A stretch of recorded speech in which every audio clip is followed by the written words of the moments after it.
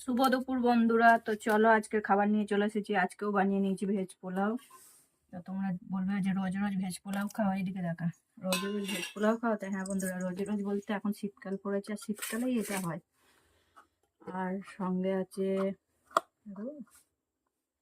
এই যে চিংড়ি,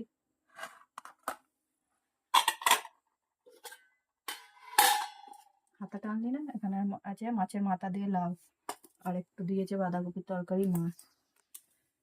তো হাতা নিয়ে আয় যা। কি যে সুন্দর হয়েছে, বাঁধাকপি দেবো? কি যে সুন্দর হয়েছে বাঁধাকপি, তো আমি রাঁধতে পারি না, তাই আনি না। দেবো না,